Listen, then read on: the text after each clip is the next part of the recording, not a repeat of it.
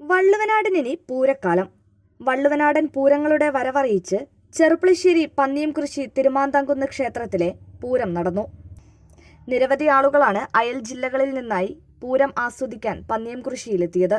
ചെറുപ്പളശ്ശേരി പുത്തനാൽക്കൽ ഭഗവതി ക്ഷേത്രത്തിൽ മകരം മുഴുവൻ നീളുന്ന തോൽപ്പാവക്കൂത്ത് ഉത്സവത്തോടെയാണ് വള്ളുവനാടൻ ഉത്സവകാലത്തിന് തുടക്കമാവുന്നത്.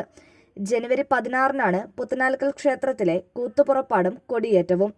ഫെബ്രുവരി 12-ന് പുത്തനാൽക്കൽ കാളവേലയും 13-ന് താലപ്പൊലിയും ആഘോഷിക്കും. ചെറുപ്പളശ്ശേരി നഗരസഭാ പരിധിയിൽ തന്നെയുള്ള തൂത ഭഗവതി ക്ഷേത്രത്തിൽ മെയ് 12-നാണ് പൂര ഉത്സവം നടക്കുന്നത്. ഇതിനിടെ ചിനക്കത്തൂർ, പരിയാനംപറ്റ, ചേറമ്പറ്റ, ആമക്കാവ്, ആര്യങ്കാവ്, മാങ്ങോട്, കീഴൂർ കാളികാവ്, കൈലിയാട്, ചെറുമുളയൻകാവ്, കിള്ളിക്കാവ് തുടങ്ങിയ ക്ഷേത്രങ്ങളിലെ പൂരങ്ങളും ആഘോഷിക്കും. ചെറുപ്പളശ്ശേരി അയ്യപ്പൻകാവ് ഉൾപ്പെടെയുള്ള ക്ഷേത്രങ്ങളിലെ ഉത്സവങ്ങളും ഇതോടൊപ്പം ആഘോഷിക്കും.